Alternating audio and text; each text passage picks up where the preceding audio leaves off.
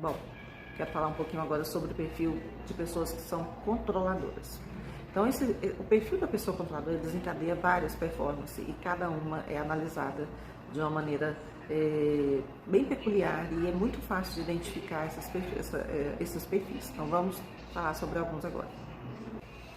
O perfil de pessoas paranoicas é um dos perfis a serem analisados. Ele pode representar uma ameaça, né, de forma à convivência social. Então, tudo para ele pode ser analisado de forma em excesso. Então, o alimento, as pessoas, as roupas, o tempo, então tudo é de forma controladora. Como que isso acontece? Se de repente essa pessoa controladora, né, paranoica, ela cismou porque uma manga fez mal para uma pessoa da família ou porque ela passou mal por ter comido alguma coisa, aquilo virou uma paranoia para todo mundo que está em volta dela. Então, todo mundo que ela vê comendo, no caso, uma manga, ela vai falar porque fez mal, então ela fica paranoica de forma que aquilo ali fica bem obsessivo, né? É até desagradável você conviver com uma pessoa que tem essas paranoias. Em relação ao tempo, se vai chover, se não vai chover, em relação a pessoas, mania de perseguição. Então, as pessoas paranoicas, a gente tem que tomar muito cuidado, porque elas têm um conceito, é trabalhado ali um lado psíquico dela, que ela não tem muito controle de como se defender. Então, isso é possível trabalhar de forma reversa na terapia oral, que é quando você vai para conversa, você desabafa e explica os seus medos e os seus anseios para o terapeuta. Dessa forma, é possível trabalhar os quês e os porquês no motivo de uma paranoia. A paranoia, ela não vem do nada, ela vem de uma sequência de acontecimentos. Então, é muito importante que o terapeuta, né, faça parte, facilite o trabalho, para que o paciente, para que a pessoa possa entender que aquela paranoia, aquilo ali é algo que precisa de libertação emocional. Então, precisa ter, né, um trabalhinho de formiguinha aí, muito cuidado, muita cautela, porque é preciso respeitar o espaço dessas pessoas. A teoria aqui de trabalhar os perfis não é de apontar o dedo para eles, e sim para a gente poder saber lidar com as pessoas. Em todo instante a gente vai encontrar uma pessoa que tem um tipo de paranoia, né? Seja ela o que for, a gente tem que ter paciência, a gente tem que ter o entendimento, a sabedoria para poder lidar com isso. Se de repente você se depara com uma pessoa que é paranoico, mas você não detecta que aquilo é uma paranoia, o paranoico ele é tão certeiro naquilo que ele fala, que para quem não tem o costume de conversar, fazer uma análise de comportamento, ele entende que a fala do paranoico é certeira. Ele vai entender que aquela fala, que aquela linguagem não tem esse meio termo, ou é ou não é. Então, o paranoico ele tem essa característica. E mais um detalhe, tem a necessidade de ter razão. O paranoico, se ele não se encontrar no ambiente onde ele venha ter a razão, ele não fica ali muito tempo, e o tempo que ele ficar, ele vai fazer com que o ambiente seja desgastante para todo mundo que estiver com ele. Temos também agora o obsessivo compulsivo, o toque, né?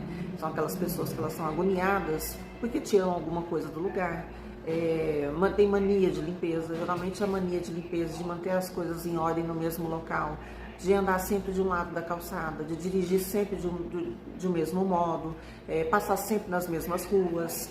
Então, essas manias, esses obsessivos compulsivos também têm um histórico que precisa ser entendido e precisa ser trabalhado. Então, a terapia aqui ela é o caminho para muitas pessoas. Muitas acabam se tratando de forma medicamentosa, porque chega de forma tão exagerada que a pessoa acaba tendo medo de viver.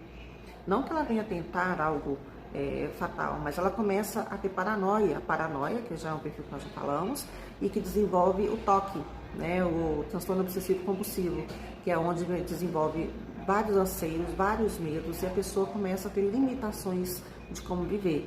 Então, o toque, assim, o que a gente mais costuma ver é sobre a questão da mania de limpeza e de manter os objetos no mesmo lugar. Então, se você estiver num ambiente de uma pessoa que sofre, que tem o toque, você vai sempre encontrar as coisas no mesmo lugar, do mesmo jeito. E se você mudar, aquilo vai ser um desagrado tão grande que aquele, por exemplo, seja um encontro, né? Um encontro de amigos, um encontro, um almoço familiar. Se algo fugir do controle de quem tem toque, aquilo ali já é extremamente desagradável.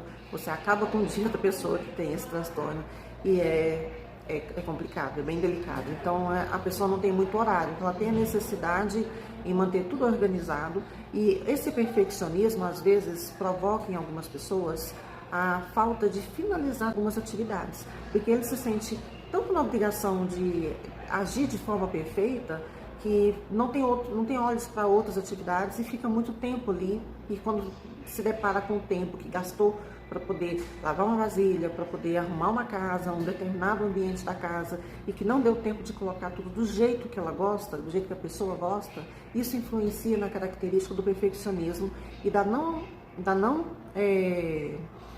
falta de tempo para outros ambientes. Então ela vai perder muito tempo fazendo algo que não vai sobrar tempo para poder fazer, né, em outro ambiente. Então a pessoa perde muito tempo arrumando uma cozinha, um detalhe, que é um exemplo, e ela fica tanto tempo que na hora de terminar de arrumar os outros ambientes da casa, ela não consegue cumprir aquilo ali naquele dia, porque o perfeccionismo, né, o toque da pessoa, né, que leva ao perfeccionismo, gera isso. E isso é bem delicado. Então a pessoa tem que entender que ela precisa de ajuda.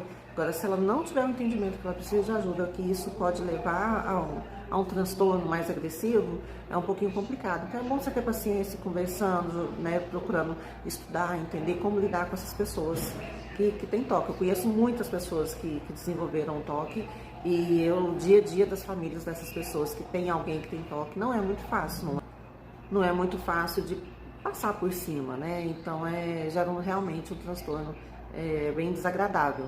Mas como as outras posturas, tudo tem salvação, tudo tem tratamento, tudo é possível poder conviver. Todos os perfis que a gente tem falado. Falar um pouquinho agora do iludido e do ciumento. Por que eu vou falar dos dois ao mesmo tempo? Porque o iludido, ele tem uma breve prévia de que ele está fazendo acontecer no meio de todos. Então isso pode, se de repente a pessoa faz um elogio para a pessoa que é iludida, ela vai ter a sensação de que ela é grandiosamente necessária naquele ambiente devido ao grande elogio que recebeu. Então, o iludido, ele pode desencadear emoções e sensações, e por isso eu venho junto com o ciumento. Porque o ciumento, ele começa a enxergar também coisas que não existem. Ele começa a ter, ele é tão controlador que a roupa que a pessoa veste, né, se for trabalhar aí a questão de um casal, a roupa que a pessoa veste, o jeito que a pessoa fala, o ciumento, ele se sente assim ele menor, né? Ele insignificante em relação aos demais, e isso prejudica a relação de tal forma que vira uma doença, vira uma coisa doentia, e é difícil. Muitos casais vêm a se separar devido a essa carga, esse excesso de ciúme, por não saberem trabalhar também com o ciúme. No ciúme não acontece só com casais, ele acontece com os pais e filhos, filhos com os pais, com os colegas, com amigos, com pessoas à sua volta. Ou seja, o ciúme acontece porque as pessoas pensam, quem tem ciúme está protegendo. Não, quem tem ciúme está desprotegendo. O ciúme é uma doença. O ciúme, ele é um desencargo emocional que acaba com o convívio social de um ser humano. Então o casal, os amigos que convivem com pessoas que são ciumentas precisam entender também como lidar com essas pessoas. Sempre tem tratamento, sempre tem como a gente trabalhar na terapia, que para mim uma dos melhores tratamentos é a terapia. Eu até costumo pensar e falar que as pessoas deveriam nascer dentro de uma sala de terapia, porque do tanto que faz bem e é libertador. Então o ciúme, ele vem de repente de uma ausência de acontecimentos emocionais na vida da pessoa. A ausência de repente de um carinho de um pai, de mãe, de repente até um excesso de cuidado. Talvez esse excesso de cuidado pode provocar, porque assim, se a pessoa teve excesso de cuidado, então ele vai querer ter aquele excesso de cuidado e vai começar a pensar que não é bom o suficiente. Então o iludido e o ciumento, eles andam bem pareados, né? Porque o iludido, ele provoca ali uma sensação de forma que ele fica insuficiente e desencadeia uma emoção de doentia ali, que pode se transformar num ciúme ou de repente algumas outras sensações também. Não menos importante, quem luta pelo poder. A luta pelo poder, ela pode ser desencadeada por alguns perfis, né, que eu até coloquei aqui para poder não esquecer, porque eu achei fundamental falar sobre isso. 4 posturas de quem que passa pela luta do poder. A atenção, a briga por atenção o tempo todo. Ele tem que receber a atenção o tempo inteiro das pessoas. Se ela não recebe, ele está desconfortável e gera um transtorno em todo o ambiente. Por vingança, por de repente algo ter acontecido de uma forma que não foi da sua vontade, se sentir mal, se sentir humilhado, se sentir ofendido, ele quer vingança. Então essa vingança ela pode gerar a busca, a luta por ter poder acima de tudo e de todos. O medo de crescer, que é o medo, que é a fase de desenvolvimento da pessoa que está ali estudando, procurando um trabalho, procurando terminar uma faculdade, prestando um concurso. Então todas essas fases o que geram esse medo de crescer, vem consigo ali a luta, a busca pelo poder, né? A luta pelo poder. Então a pessoa tem a necessidade de sobressair, de estar acima, ela precisa da aprovação das outras pessoas e provar que tem mais poder que os pais. Isso é muito sério. O filho, ele está numa situação que ele precisa provar que ele está numa condição onde ele tem mais poder que os pais, é algo que vem de uma criação. Então os pais provavelmente alimentaram isso no filho, que eles precisam crescer, que eles precisam ser substituídos pelos filhos, né? De repente num cuidado, numa questão financeira. E isso é extremamente doentio, não é saudável, machuca muito as pessoas. A quem convive com as pessoas que têm essa luta pelo poder, elas geralmente tendem a entrar num estado depressivo, numa melancolia, num pânico até, porque é uma situação extremamente desgastante.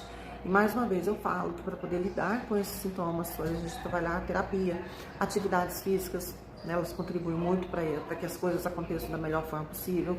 Conversar com pessoas, dialogar mesmo, falar no boca a boca, não é trocar mensagem de WhatsApp, no Instagram, não. Conversar mesmo com as pessoas, que hoje essa prática é muito bem diminuída, né, ao longo dos últimos anos.